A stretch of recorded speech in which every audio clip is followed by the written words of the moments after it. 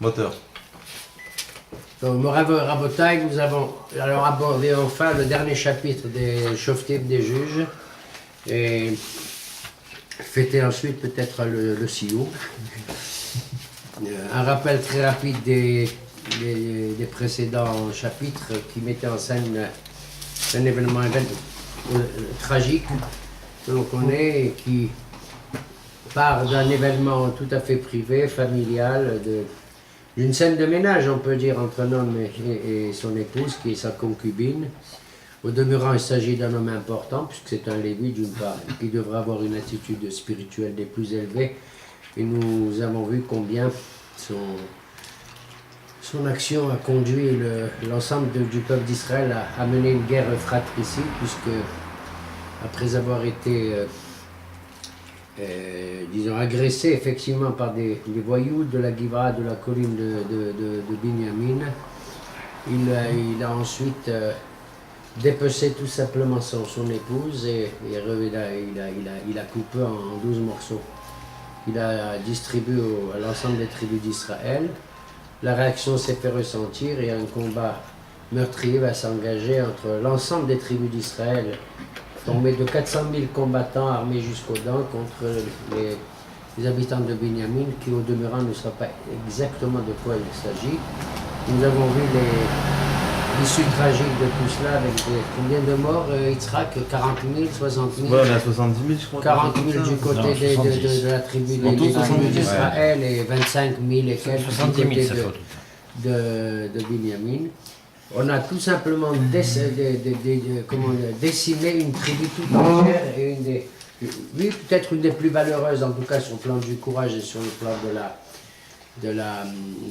des épreuves guerrières, parce qu'on a vu que la plupart d'entre eux étaient des gauchers qui s'étaient aguerris à combattre. Voilà, on en est resté là. Donc il ne reste de toute la tribu de Binyamin que combien d'hommes 600 hommes qui sont réfugiés quelque part dans le désert à Sela à Rimon, le rocher de Rimon. Et maintenant, nous abordons dans le chapitre 21 un spectacle tout à fait désolant, c'est-à-dire l'ensemble d'Israël en train de pleurer. Revoir le chapitre 2 des Shoftim, qui paraît anonyme, mais qui justement relate ceci, qui relate la détresse de l'ensemble du peuple d'Israël. Et ce lieu-là où tout le monde pleure s'appelle le lieu des Bochim. Où est enterré Benjamin? Je l'ignore. J'ignore où est enterré Benjamin. Par contre, vous, dans votre voyage de Sfat, vous avez loupé la tombe de Rabbi Lévi, de Nahum Ish Gamzu. Mais on en reparlera dans un autre chinois. Chapitre 21, conclusion des jours. Qu'est-ce qu'il en est de tout cela? ואיש ישראל נשבע במצפה לאמור, איש ממנו לא ייתן ביתו לבנימין לאישה. Et alors, la réunion qui s'est tenue officiellement, donc nationalement, a eu pour but de faire prêter un serment. Tous les juifs se sont engagés à ne pas se marier avec la tribu de Binyamin, avec ceux qu'il en reste, c'est-à-dire les 600 personnes jeunes qui sont enfuis à Selarim. Et donc, c'est la disparition tourment de l'identité juive de la tribu de Binyamin.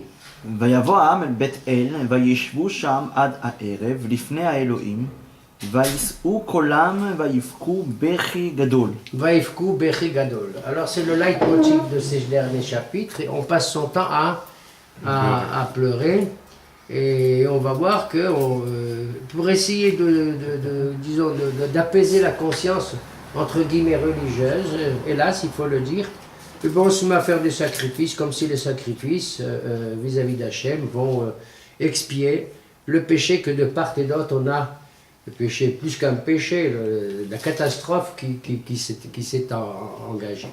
Alors on pleure parce qu'on prend conscience des dégâts que l'on a réalisés, la précipitation avec laquelle on s'est engagé dans ce genre de combat. ויאמרו למה אדוני אלוהי ישראל הייתה זאת בישראל. Quelle honte. Alors regardez un peu le titre. Je vous demande toujours, ce qu'on fait Rabotai, c'est pas simplement du Tanar comme ça, de l'historique, c'est pas très intéressant. Ce qui compte dans le Tanakh, c'est de savoir pourquoi le Tanakh nous parle comme ça. C'est pourquoi il a choisi les mots qu'il choisit, vous comprenez? Et quel message il veut nous transmettre. Alors, vous voyez, c'est assez cynique, franchement. Regardez combien de milliers de morts, et on se pose la question 3 jours après, hein, après avoir même pas enterré encore les cadavres tout chauds, poser la question, Lama Adonai. Regardez, on pointe le droit vers qui? Vers Akadosh Baruch Hu. Pourquoi Hachem? Pourquoi Hachem? Qu'est-ce qu'ils disent?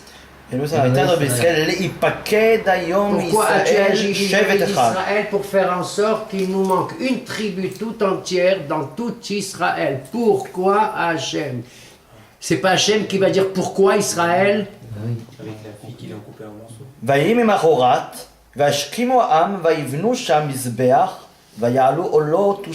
Voilà, le lendemain matin, qu'est-ce qu'on fait? Alors, décision éminemment spirituelle, vous voyez ce que je veux dire un peu? Franchement. D'ailleurs, Shmuel, Anavi et les autres prophètes vont venir et dire, qu'est-ce que je m'embalasse de vos sacrifices? Je vous ai donné des lois, je vous ai donné des sacrifices à faire pour expier les péchés et tout. Mais un korban qu'on offre ne vaut rien du tout si, un, il n'y a pas la harata, c'est-à-dire le remords, le regret, et deux, si on ne fait pas le vidouille actif, c'est-à-dire confession. La confession, hein, comme on le fait nous chaque jour et tout, mais une confession positive, une confession personnelle adéquate qui vise la cible, qui tend à réparer le dommage. Alors, vous voyez, le lendemain matin, les premières des choses qu'on fait, c'est d'offrir des corbanotes, des sacrifices, etc., etc. Et on sent le vide de la direction, on sent le vide d'une manhigout, d'un leader spirituel. En l'occurrence, on pointe le doigt vers qui, on le sait, on le répétera jamais assez, vers Pinhas. Pinhas ben Elazar ben Aharon à Cohen, qu'on avait rapidement mentionné au chapitre 20, en disant oui, il était debout devant le Aaron Abrit, lorsque la veille, hein, aussi à Bethel, on s'est mis encore à faire des sacrifices et à consulter l'Éternel pour savoir s'il fallait retourner encore au combat pour essayer de se faire trucider ou trucider les autres. Ça me rappelait Yaakov Avinu, le pauvre, quand il a eu peur, il était plein de frousse, il a eu peur de tuer, il est plein de frousse, il a eu peur d'être tué, il a eu la frousse de tuer. ויאמרו בני ישראל, מי אשר לא עלה בקהל מכל שבטי ישראל אל אדוני, כי השבועה הגדולה הייתה לאשר לא עלה אל אדוני המצפה לאמור מות יומת.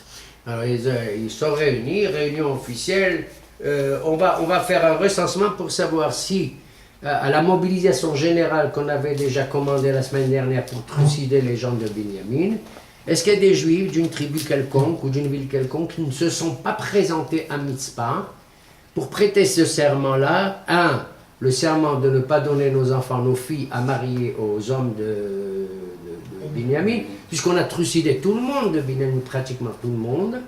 Et deux, savoir que leur absence lors de la mobilisation est considérée comme comment on appelle ça, les déserteurs, comme une trahison vis-à-vis du serment qui a été prononcé. Et pourquoi Binyamin il n'a pas livré les fautifs?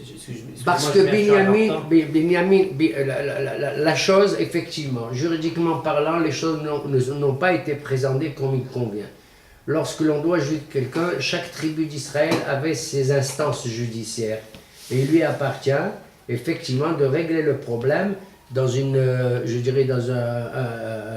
un tribunal interne à la ville ou interne à la tribu. Or, il se trouve que le Binyamin arrive et voit une mobilisation armée jusqu'aux dents de l'ensemble des tribus d'Israël à son encontre. Et il ignore encore dès le début quel est le motif de cette agression, déjà qui se fait sentir, parce que vous savez, 400 000 guerriers qui sont devant toi de l'autre côté de la colline, tu sais quels sont les cris, les hurlements qui poussent, Nahon. Et déjà, non, et c'est ensuite que, de manière, je dirais, indélicate, certaines personnes, une délégation se présente, disant, livrez-nous les coupables, livrez-nous, de quels coupables il s'agit? Livrez-nous les coupables et nous les mettrons à mort. Or ça, effectivement, on n'est pas prêt d'accepter je dirais, bien sûr on est une fédération, bien sûr on est l'ensemble du peuple d'Israël, mais encore, c'est comme si tu dis, la Russie va demander aux États-Unis, livrez-nous X sans savoir d'abord de quoi il s'agit. Et ensuite, on n'a pas à vous livrer X, puisque si c'est un Américain, il sera jugé par nos propres instances. וינחמו בני ישראל אל בנימין אחיו, ויאמרו נגדע היום שבט אחד מישראל. Bien sûr, alors on est plein de remords maintenant, et ils sont dit, une tribu tout entière a été littéralement dépecée. Ça évoque le mot Nigda, la manière dont ce salopard de Lévi, anonyme, ce personnage odieux qui vient de Bethléem et qui a découpé sa femme en 12 morceaux uniquement, et on sait maintenant qu'il l'a fait uniquement pour accéder à un pouvoir qu'il complotait, qu'il convoitait, puisqu'on avait vu la dernière fois qu'il est le seul à prendre officiellement la parole et à haranguer les troupes d'Israël pour justement les conduire à la guerre en utilisant naturellement cette malheureuse. Qu'il avait d'ailleurs ramené de chez son beau-père, probablement dans cette intention, et il s'est fourré dans le guêpier. Il a suscité pratiquement activement tout cela. C'est là l'horreur de cette histoire de ce deuxième Lévi. On avait déjà vu le premier Lévi, en l'occurrence, avec le PC Mira, et on a su de qui il s'agissait. Bon, on ne va pas le répéter ici. Mais Bezrat Hashem, quand on entendra Shmuel au début du premier chapitre, on verra un troisième Lévi, Matok comme tout, d'une douceur extraordinaire, et qui va redresser la situation dégradée, socialement et religieusement parlant du peuple d'Israël. מה נעשה להם הנותרים לנשים, ואנחנו נשבענו באדוני לבלתי תת להם מבנותינו לנשים? Qu'est-ce qu'on va faire? Il y a un blocage sérieux, étant donné que le serment, une Sheboura d'Israël, c'est terrible. Vous savez, quand nos grands-parents parlaient, qu'ils voulaient assurer un contrat, un simple contrat commercial, il n'y avait pas les petits papiers, ni les petites lignes vues et entendues, etc., comme les contrats d'assurance que l'on a ou autre, n'est-ce pas? Les gens s'asseyaient et disaient parole d'honneur, et c'était terminé. On tape la main, on boit un café, on sirote une petite mahia, et l'affaire était conclue. Celui qui, par malheur, revenait sur ses engagements, était rejeté automatiquement. Imaginez donc, il y a de cela plus de 4000 ans, 3500 ans, quand un serment est fait solennellement, il a été fait probablement aussi dans des circonstances un peu religieuses comme ça, autour du solennel, autour de tout cela. On ne peut pas revenir sur sa parole. Ça existe La de notre tribu de temps. Binyamin est en jeu, va-t-elle mourir?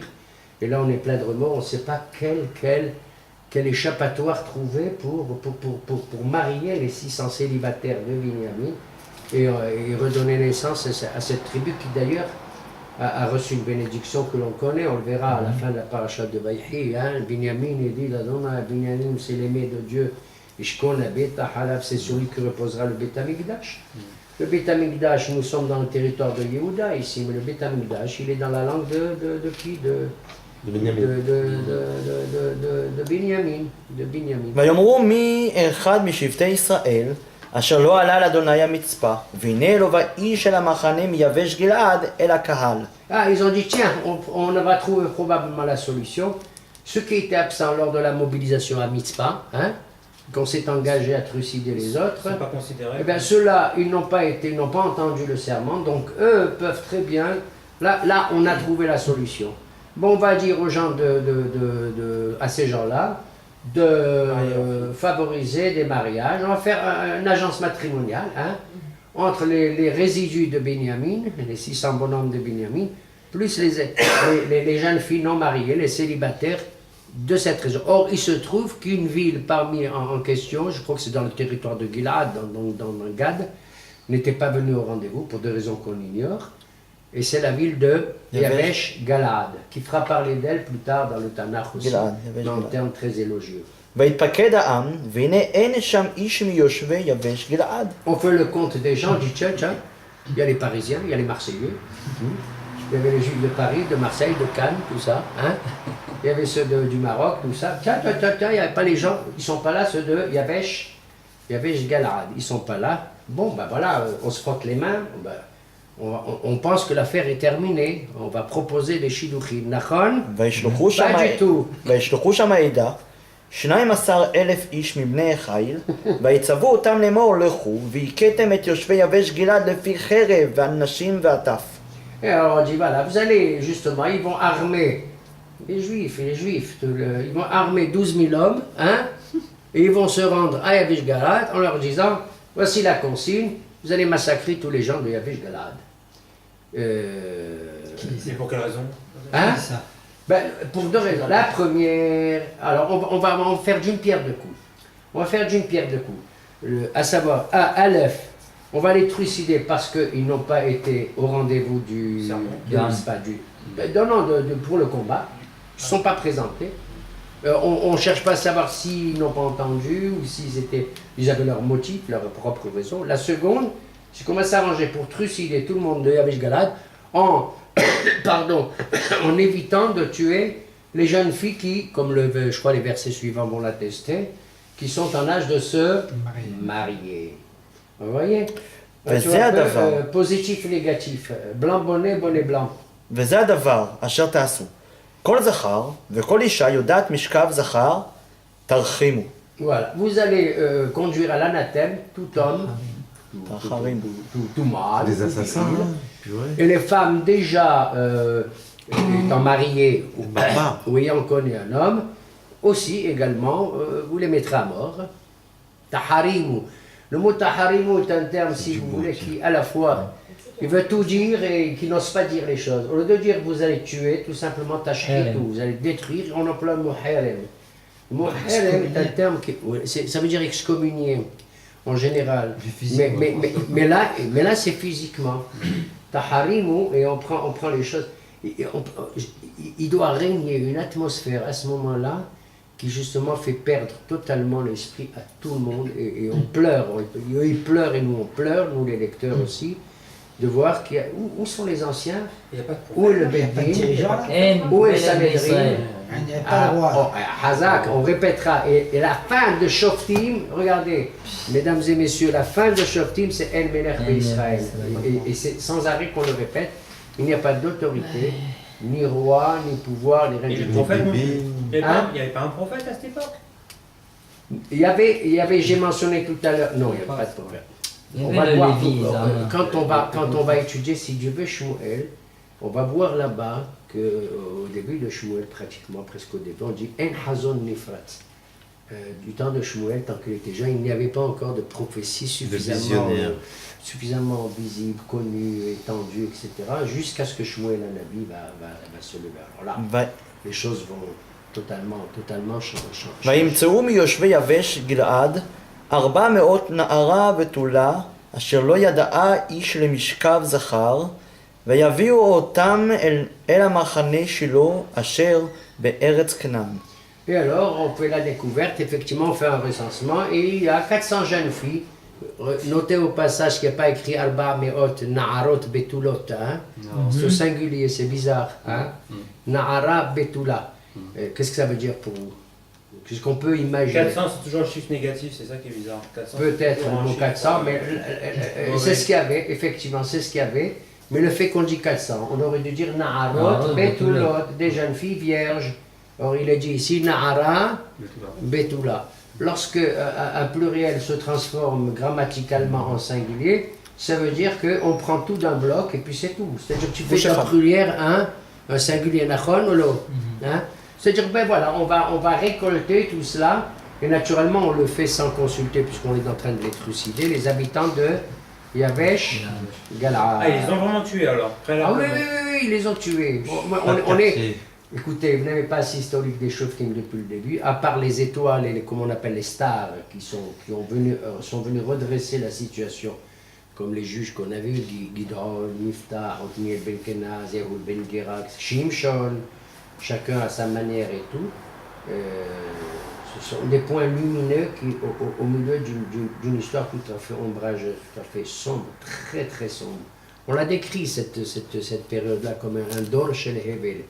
Une génération de néant, de vanité, sans consistance. Le mot hevel, c'est-à-dire le souffle. Quand tu souffles en plein hiver sur la vitre, ça n'a aucune consistance, aucune. D'ailleurs, tu peux écrire, tu as le droit à Shabbat, on n'a pas le droit d'écrire.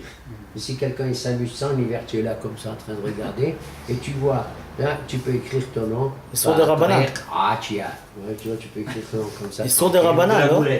זה איסור Il y a- דרבנן. Certains disent, mais il y en a qui disent que c'est pas mamage du tout un issour, étant donné qu'un issour n'existe que dans la mesure où tu le fais avec une encre, avec quelque chose qui est écrit. Ah, Koulmos. Avec un coulmousse, avec quelque chose qui est écrit. C'est comme Maintenant, si il y a tu des marches issurim sur des le sable. rabanan, si tu es à la plage et que tu La t'amuses pluie à des faire. soufrim avec Je sais les pas si tu pépites. fous à la plage Shabbat, mais enfin, supposé que tu sois là-bas. Mais je fais Dans pas le la jardin, mais je te connais.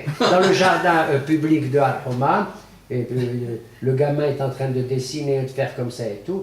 Là aussi, il y a une question peut-être de Issou de Rabban. Mais dans la mesure où c'est pas hakouk, c'est pas indélébile, c'est pas écrit, c'est pas un Issur Torah. וישלחו כל העדה וידברו את בני בנימין אשר בסלע רימון ויקראו להם שלום.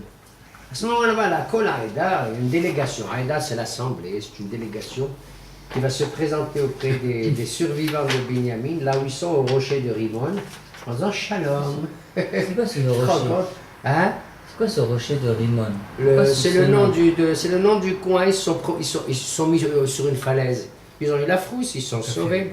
Ils ont eu la frousse, ils sont sauvés. Ils sont, comme tu vas aujourd'hui, tu vois, à Masada, tu grimpes là-haut, tu te dis là au moins je suis à l'abri. Et il y a un endroit comme ça qui s'appelle, il n'y a pas un endroit qui s'appelle Mitzperimon au moment Mitzperamon. Alors à côté, C'est magnifique, C'est à côté de Beersheba. וישוב בנימין בעת ההיא ויתנו להם אנשים אשר חיו מנשי יבש גלעד ולא מצאו להם כן. Et donc ils ont dit, voilà, on vous propose maintenant de réhabiliter, de faire redémarrer la tribu de Binyamin et vous pouvez épouser les jeunes filles qu'on a récoltées. C'est les 400 jeunes filles de Yavesh Galad. Voilà, bon, ils se sont présentés comme ça, mais ça s'est passé de manière non...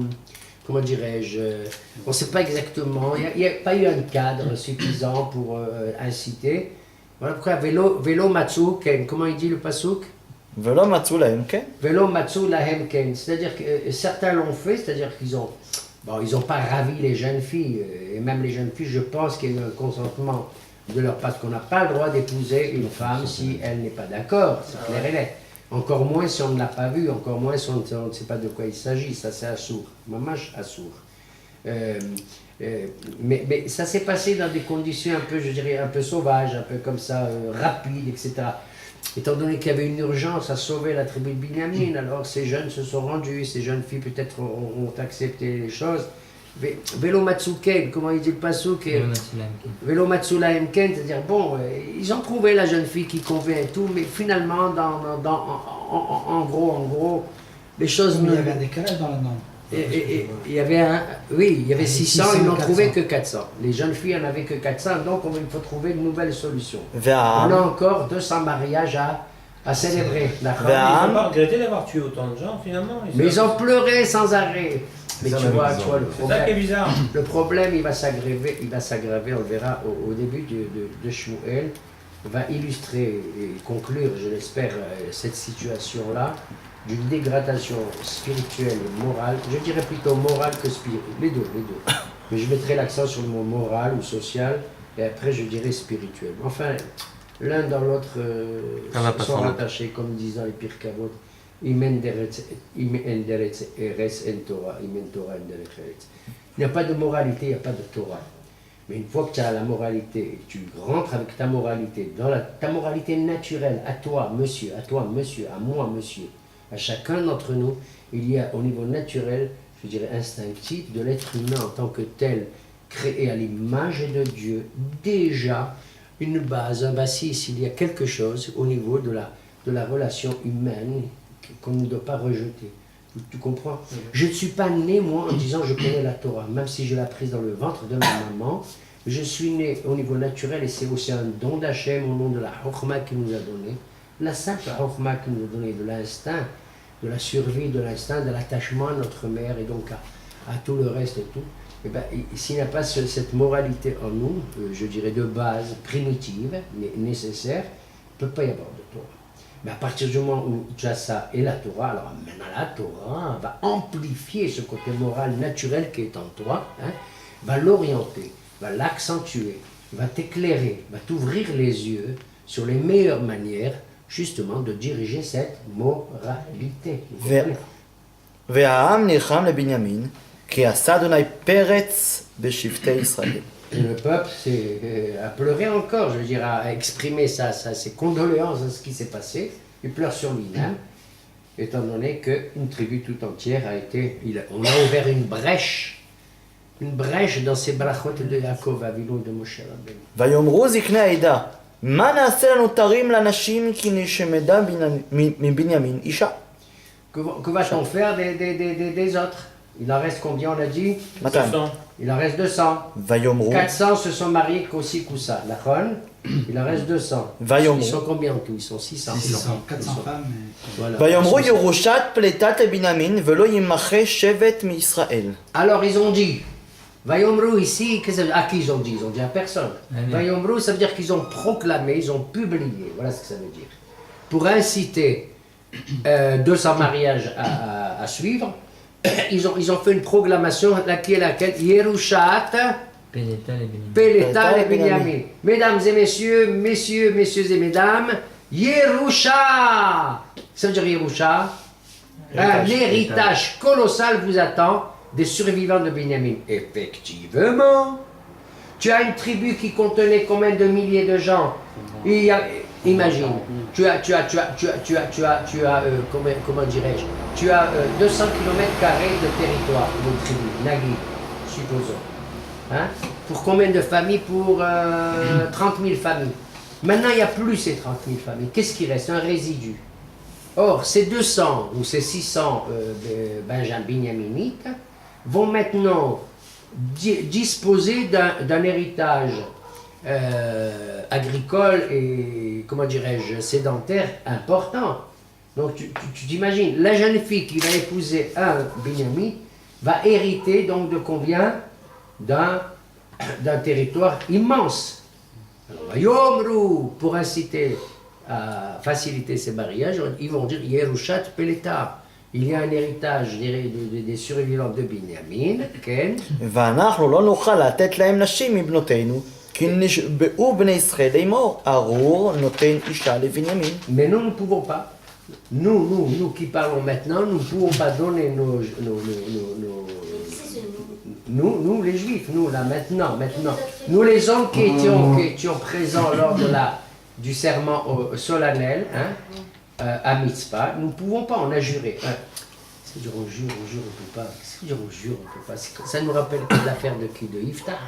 Rappelez-vous Iftar qui a fait aussi un éder dans lequel il a dit si Éternel tu livres, etc., en ma main les habitants de Hamon, etc., etc. Alors, la première chose, première être qui sort de ma maison, je sais l'enfant sacrifié. Qui c'est qui est sorti? Miskena, sa fille. Elle est sortie, sa fille.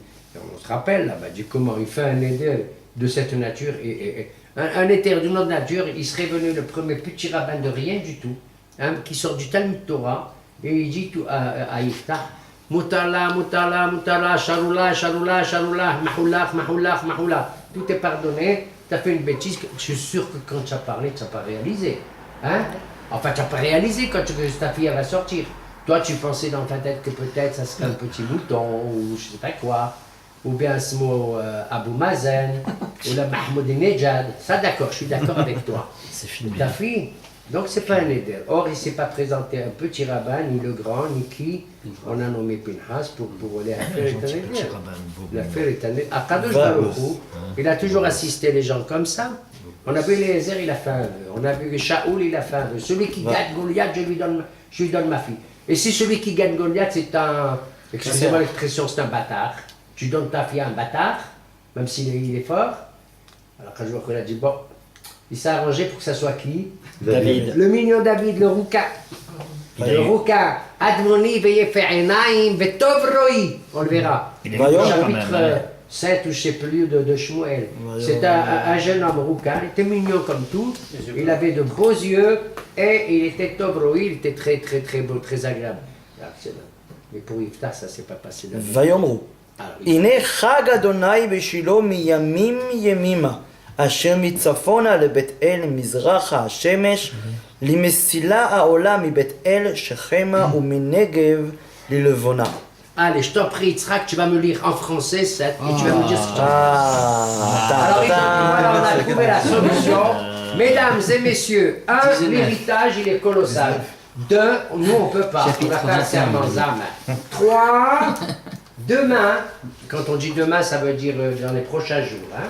Dans les prochains jours, on sait qu'il y a une fête énorme à Shiloh. Shiloh, c'est quoi? C'est le lieu où il y a le Mishkan, le fameux Mishkan Shiloh. Or, pour inciter les gens à aller à Shiloh, c'est-à-dire les gens de Binyamin et d'autres, probablement, comment est-ce qu'on décrit le lieu? Vas-y, traduit en français. Alors, mais il y a, dire-t-il, une fête religieuse célébrée chaque année à Shiloh, À savoir, ça doit être soit Pessah, soit Sukkot, soit Shavuot. sur la place qui C'est est les au trois nord de lieux. Bethel. Attends, c'est les 3 lieux de pèlerinage. Ça peut être aussi notre fête, ça peut être Kippour ou Rosh Hashanah, comme on le verra Oui. plus tard.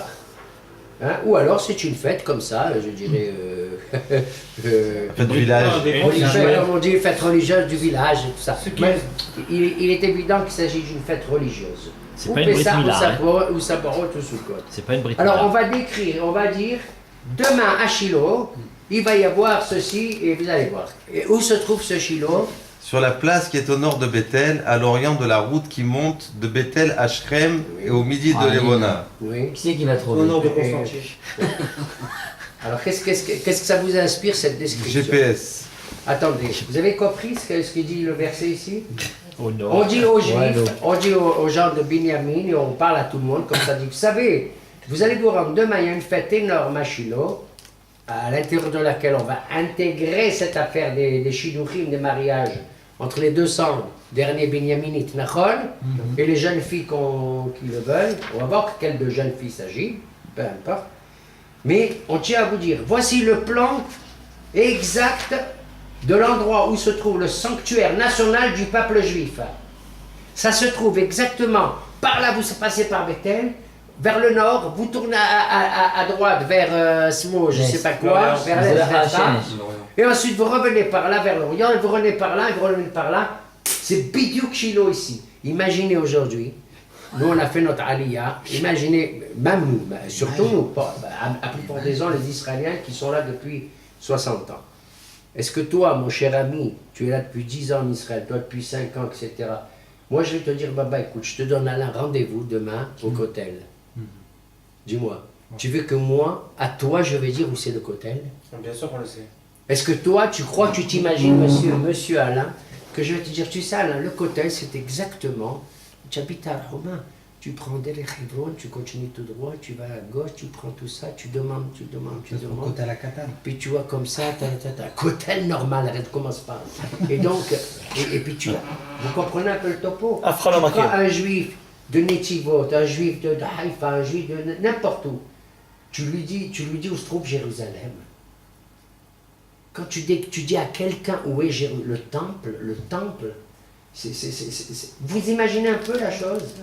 Hasbi Shalom Lehavdil, c'est comme ça, un Parisien depuis de 3e génération, tu lui dis qu'il y a la Tour Eiffel à Paris ou l'Arc de Triomphe. Or ici, dans ce verset, mon cher Yitzhak, de quoi il s'agit? On est en train de donner avec précision le lieu où se trouve Shiloh. De là, j'en déduis que... Personne n'y va en général. Bravo, papa. Voilà. Ça veut dire qu'il y a une C'est ça qui est grave. désaffection du centre religieux le plus important, l'unique d'ailleurs, Parce que l'unique. pour arriver à ça, c'est qu'ils sont déconnectés. Hein. Complètement Mais c'est extraordinaire, ceux qui ont participé à la tuerie, ils participent maintenant au mariage. C'est loufoque comme scénario. Non, c'est pas loufoque, on veut réparer. Oui, mais ils sont préalablement butés. Malheureusement, j'aurais préféré qu'il y ait 60 000 jeunes gens mariés plutôt que les 600 qui nous restent.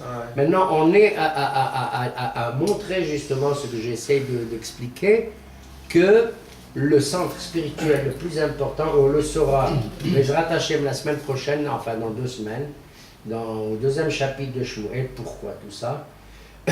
Les gens ne connaissent pas ce centre, le centre important. C'est d'ailleurs une des conséquences. Vous vous rappelez quand on a étudié à 3 ou 4 semaines l'histoire de Pesel Micha? On a vu qu'un lieu de culte païen, idolâtrique, dirigé par des juifs, par Micha et un Lévi d'ailleurs, je ne vais pas répéter qui c'est ce Lévi, eh bien, était beaucoup plus fréquenté que le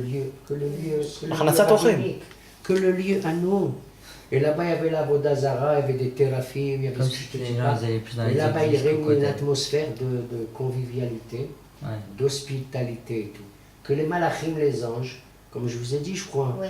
ils ont vu Ils ont vu le ktoret, l'encens qui sort du culte païen qu'avait ce Micha. Et l'encens qui sortait de Shiloh qui se mélangeait. Ils n'étaient pas loin, ils sont l'un à 2 kilomètres de là.